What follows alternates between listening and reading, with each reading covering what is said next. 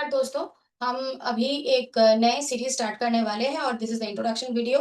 एक बहुत ही common topic है व्हाई म्यूचुअल फंड। जो लोग ज्यादातर इन्वेस्टमेंट रिगार्डिंग सब कुछ न्यूज वगैरह और बहुत ही अपडेटेड रहते हैं उनको ये बहुत अच्छे तरीके से पता है।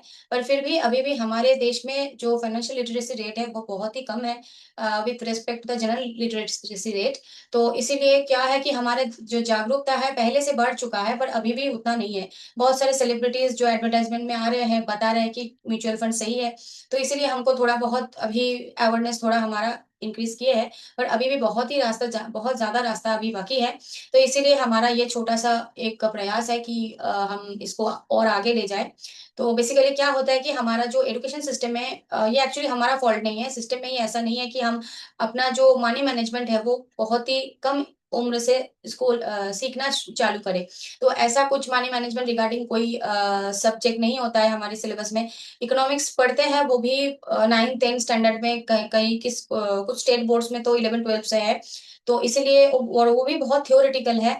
ऐसा नहीं है कि उससे आप अपना जो पर्सनल जो फाइनेंशियल जो डिसीजन लेना ये सब में आपको हेल्प करेगा, ऐसा भी नहीं है उतना।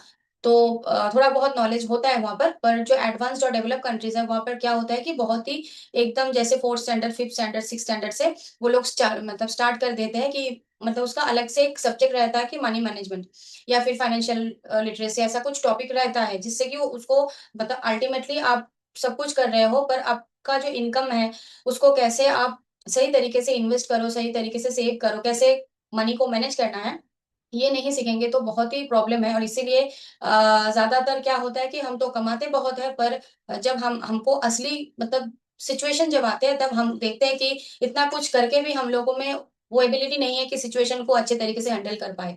तो इसका रीजन ये है कि हम लोग मनी मनी मैनेजमेंट जो है वो हम बचपन से नहीं सीखते हैं।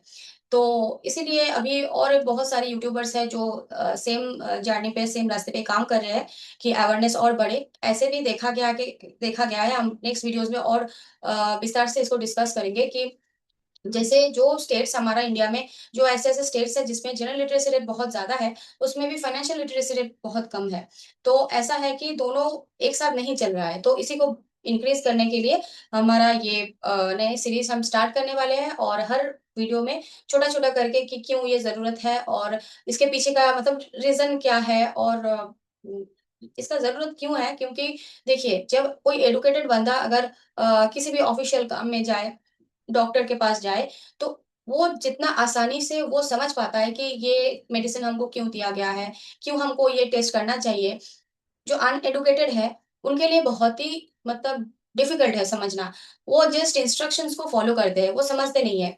एडवाइजर्स, डिस्ट्रीब्यूटर्स की तब उसी कंट्रीज में भी जरूरत है जिस जो बहुत डेवलप्ड है, जिनमें मनी मैनेजमेंट सिखाया जाता है बचपन से।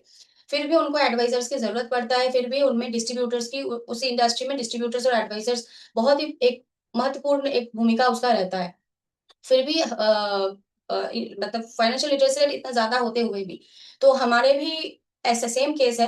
पर हमें प्रॉब्लम क्या होता है कि हम सही तरीके क्योंकि एडवाइज़र को सिलेक्ट जब करेंगे, जब एक डिस्ट्रीब्यूटर को हम देखेंगे, तब हम लोग क्या करते हैं कि फर्स्ट जो देखते हैं कि अच्छा कौन-सा अच्छा चल रहा है, किसका रिटर्न ज़्यादा है, ये सब क्वेश्चन करते हैं जो बहुत ही एक दलदल सा है जिससे हम कभी उसका कोई एग्ज़ैक्ट सॉल्यूशन नहीं मिल पाएगा। इसीलिए किस तरीके का क्वेश्चन हम करने जाएँगे उसके लिए एक लिटरेसी की ज़रूरत पड़ता है। वही लिटरेसी के लिए हम लोग ये काम कर रहे हैं और आगे के वीडियोज़ में बहुत सारे ऐसे इम्पोर्टेंट इम्पोर्टेंट की पॉइंट्स रहेगा।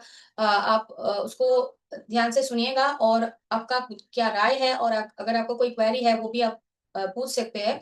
इसी तरीके से ये जर्नी हम लोग आगे बढ़ाएँगे एक साथ। जो चलिए फाइनेंशियल अवेयरनेस की जो रास्ता है उसमें एक साथ चलते हैं और देश को आगे ले जाते हैं। धन्यवाद।